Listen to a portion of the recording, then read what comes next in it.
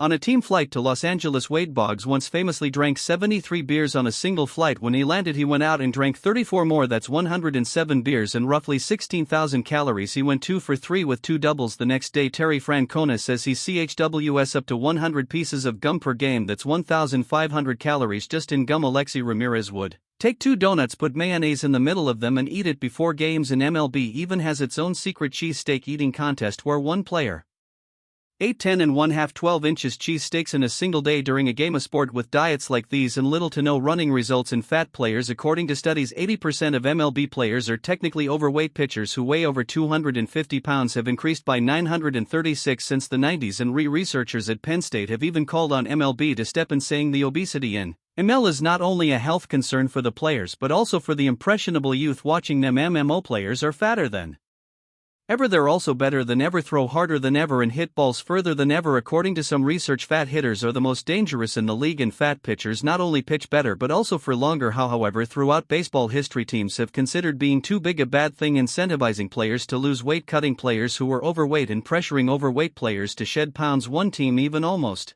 killed their pitcher after the pressure they put on him to lose weight led him to take a fat-burning product that likely LED is hard to stop beating. He would later weigh close to 300 pounds and became one of the best pitchers in the league. But is this player an exception, or have MLB teams been actively hurting their own players, forcing them to lose weight, and sometimes even worse, making them do ridiculous things to hide their weight, like Pablo Sandoval when he famously claimed his weight was just muscle, saying he had 24% body fat when he looked like this. Sandoval was so overweight and athletic his nickname was Kung Fu Panda, which made him beloved in San Francisco, but the team hated his eating habits. While on the road, they made special arrangements with the hotel that banned him from getting room service, telling the staff that if he ordered food they weren't allowed to give it to him. There were even rumors and reports that his teammates saw him put Coca-Cola in his water bottle and drank it during games. At one point, his own XT trainer went public with his bad dieting habits to inspire him to get help, saying he once witnessed Sandoval gain 21 pounds in 21 days while home in Venezuela. When he returned to America, his trainer said he had to sneak him in and out of the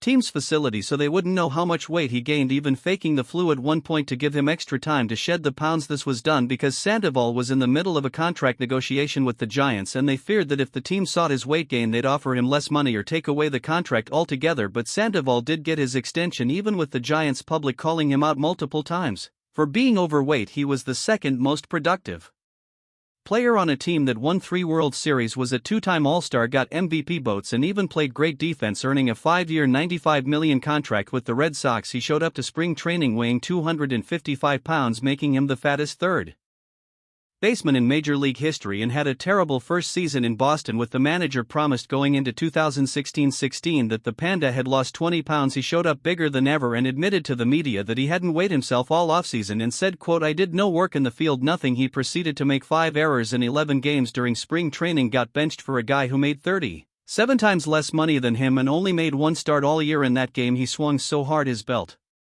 literally broke. He appeared in 1 more game after this, suffered a season-ending injury, and that ended his time in Boston. Teamed players like Sandoval and conclude that weight is the issue, but data doesn't necessarily back that up. That season 9 of the league's 10 best hitters were technically overweight, and only one of them weighed less than the average MLB player. If you take the best 20 offensive seasons in the past 10 years, only 2 of them were from players under 210 pounds. The average of this group was 20 pounds heavier than the average MLB player. MLB's best hitters are consistently overweight even compared to other MLB players, but teams still require many of their heaviest players to diet and exercise to keep their weight down, which has caused a lot of these fat players to get skinnier and then immediately suck at baseball, like this guy who was not only bigger than the Kung Fu Panda, his eating habits were so legendary they started an underground cheesesteak eating contest in MLB. But before we get to that, a quick word from today's sponsor. This video is brought to you by Cook Unity, the meal delivery service that partners with real award-winning chefs to deliver restaurant-quality meals directly to your door weekly. Cook Unity is as convenient as it gets. Just pick your favorites from hundreds of meals prepared each week. You can even put in your taste preferences and have Cook Unity pick for you. Then they will ship the meals directly to your door and can be prepared in as little as 5 minutes, saving you from having to do messy cooking, mind-numbing shopping, and annoying cleaning. You can choose from 4 to 16 meals a week. They start as low as $11 a meal and can be paused, skipped, or canceled anytime. Most importantly, these things actually taste Amazing Cook Unity just sent a delivery to my door and I crushed one for breakfast, lunch and dinner immediately. Right now as I speak I'm eating a Korean flank steak rice bowl from Chef Saer Choi, and with all of the time I save shopping, cooking and cleaning, I can continue to focus on important things like making this video. There are a ton of meal delivery services, but Cook Unity is the only one actually serving meals from the industry's leading culinary talent, and you can tell by the quality too. See for yourself, just go to Cook Unity. .com/BB50 or click the link in the description and use my code BASEBALL50 to get 50% off your first order of Cook Unity meals. To try them out, do it right now during a series in Philadelphia. Dimitri Young ate 11 12-inch cheesesteaks throughout a 3-game series. The Phillies coaching staff were so mind-blown they began keeping track of how many cheesesteaks teams and players ate to see if anyone could eat more, and ever since teams have come to Philly trying to beat this record. The 4-day record is held by the Rocky strength coach who ate 25-foot-long cheesesteaks in 4 days. The team record is the Mets who ate 103 cheesesteaks in 1 day. Surprisingly, they would go on to lose their next 3 games. The replay analyst for the Giants ate 8 cheesesteaks and was so full that he put 2 more cheesesteaks in a blender, made a cheesesteak smoothie and drank 2 more cheesesteaks to reach 10 cheesesteaks in 1 day. Then in 2021, Adrian Sanchez ate 3 cheesesteaks before the game, 3 more cheesesteaks in the first inning, then 3 more cheesesteaks in the 5th inning. Sanchez was an active player and did this knowing he could be put into the game at any moment. Luckily for him, he never was. He finished 1 more cheesesteak after the game, setting the single-day record at 10.5 cheesesteaks. Dimitri Young had no intentions of starting a contest. He ate 11 cheesesteaks without even thinking about it because he said, quote, "I was just a fat ass," which to him actually helped after playing poorly enough to get cut by the Tiger. He shocked baseball by coming back the next year out of shape at 32, became an all-star and batted .320 while he says he was close to .320. LBS. Sadly, this was the season that Young was diagnosed with diabetes. The weight loss and health issues that followed caused him to retire after just 1 more season, saying that anytime he lost weight he felt like the ball had a parachute on it, and that is just basic physics. The more mass someone has, the more power. It shouldn't be surprising that a study done by Harvard found that being overweight doubles the likelihood that someone will be a great power hitter. It also found no evidence that weight gain had any negative impact on offensive numbers, but teams are still adamant players stay under certain weights. After having an amazing season in 2013 for the Dodgers, they offered Ronnie Bellard another contract with a clause that said during spring training he had to step on a scale and weigh under 210 pounds. If he could weigh in under 210 pounds, he would make $825,000. If he couldn't weigh under 210, he would make no money. His contract would be voided and he was off the team. He lost the weight like the Dodgers asked, made $825,000, then had the worst year of his career and retired. The Mariners sent Miguel Montero down for being 40 pounds overweight. This extra weight was such an issue. A scout who he had a pre-existing beef with once ordered an ice cream sandwich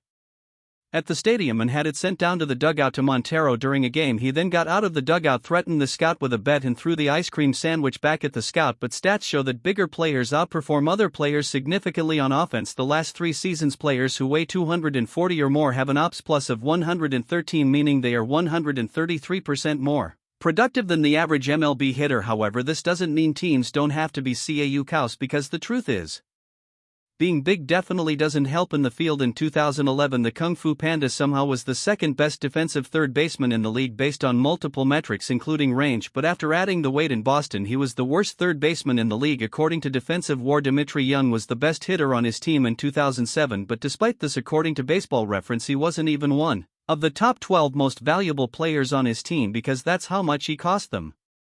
On defense, a guy like Miguel Cabrera came up as a 210 pounds shortstop. By the time he was 30, he was 30 pounds heavier, helping him become one of the best hitters of his generation. At 210 pounds, he probably wouldn't have been able to hit the 44 home runs he did in his Triple Crown season, but being at 240, he was no longer an effective shortstop, was limited to third base, and by the time he retired at 267, he wasn't even able to play any defensive position and could only DH. So if a major league team let all their players gain 20 pounds over the offseason, they'd probably hit more homers and score more runs, but this added benefit would quickly be erased by their poor defense and terrible base running. However, thankfully for big guys, there is a position where base running and fielding are essentially pointless, which is why being fat definitely makes you a significantly better pitcher. At least that's what Barrow Colon thinks. He gained over 100 pounds during his MLB career. When he arrived in America at 185 pounds, scouts clocked him throwing 84 miles per hour. By the time he was 25, he was 30 pounds heavier and threw at least 15 miles per hour faster. A few years later, in 2001, he had gained 65 pounds. Since signing with the Indians, Barrow didn't care. The Indians offered Borrello cloned $50,000 to weigh 225 pounds. Instead, he got fatter and became the team's best pitcher. The team even ordered him to ride a tan the bicycle around the stadium with his other overweight teammate Cecil Fielder to make them lose weight. He gained even more weight and ended up winning a SA. Young Barrow says when he gained weight he noticed he could throw harder, credited his weight gain with his love for McDonald's and Taco Bell, which he discovered when coming to America, and by 2013 he was 80 pounds heavier than he was when he entered the league and put up the best numbers of his career at 40 years old. He then went to the Mets weighing in at 285 pounds, 100 pounds heavier than when he got to the major leagues, and became an all-star at 43 years old. The added weight even allowed him to become the oldest player in MLB history to hit their first major league home. The impossible has happened. Gaining 100 pounds doesn't seem like it would make you better, but science actually backs this up. A study done in 2016 found body weight to be the metric that affected velocity the most, meaning the massive amounts of running starting pitchers have traditionally been expected to do for decades in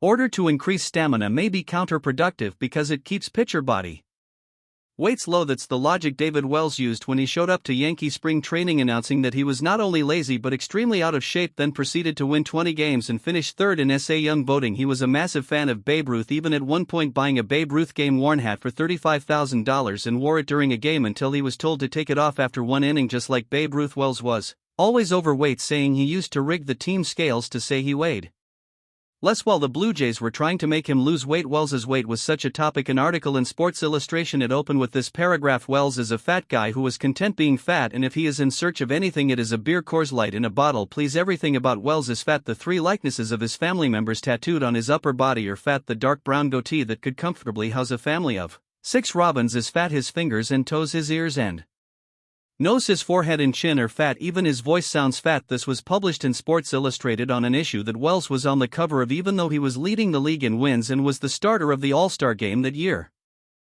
People were obsessed over his weight, convinced it was a massive issue. When he pitched in Baltimore, the Orioles were pushing him to lose weight, leading him to take a fat-burning supplement called Ripped Fuel, which contained ephedrine, likely causing Wells to develop an irregular heartbeat which led to chest spasms. He was rushed to the hospital and at one point flatlined for 2 minutes, but luckily Wells survived this close call and went on to have his best seasons, repeatedly being unapologetically open about not caring about his weight, and ended up pitching 20 major league seasons, and there is data to back up that his weight had something to do with this. In 2005, Fangraphs took data from 49 years of baseball going back to 1946, divided pitchers into 4 categories: tall, short, thin, and fat. And not only did fat pitchers have the lowest era, they had the longest careers. The idea that bigger pitchers perform better seems to be becoming more mainstream, and MLB weights continue to go up, but for many MLB teams, overweight pitchers have always been seen as a risk. In fact, some big pitchers barely even got a real chance in MLB because teams thought they were too fat. Jumbo Diaz had 7 minor league seasons with an ERA under 3. At one point he was pitching at 342 pounds. Despite these great numbers, he was only called up after he was able to lose 70 pounds in one off-season, and even after losing all this weight, Jumbo was still officially listed as the heaviest pitcher in MLB history. CC Sabathia was second, pitching at 300-plus pounds while putting up Hall of Fame numbers in his 30s. He thought losing weight would help, showed up 30 pounds lighter, and had the worst year of his career. Ray King, listed at 225, may actually be the heaviest pitcher ever. His nickname was Burger King, but in order to get a chance with the Nets they wanted him to lose weight. He did, then had the worst year of his career and retired. Bobby Jenks was so big that his manager famously called him out of the bullpen by mimicking what a fat person looks like. JX was big his whole career and dominant, but in 2010 he got in the best shape of his life, had the worst year of his career, only pitched one more season and then retired. Even Tim Lincecum, who was never fat, fell victim to this. He became known for his monstrous In-N-Out order, which included 3 double cheeseburgers, 2 orders of fries, and a chocolate strawberry shake, which was about 3,150 calories. Lincecum decided to get healthy, stopped eating fast food, and lost 22 pounds over the offseason. He went from winning 2 SA Young in 4 years to having a 5'18" era. It's impossible to know how much losing weight alone affected Tim Lincecum or any other player, and it definitely wasn't the only factor in these players' declines. But over the past 3 years, pitchers weighing over 260 pounds outperformed the average pitcher in RA by 14%, and with pitchers getting bigger and bigger, it seems like people are starting to believe more and more that being fat makes you better at baseball.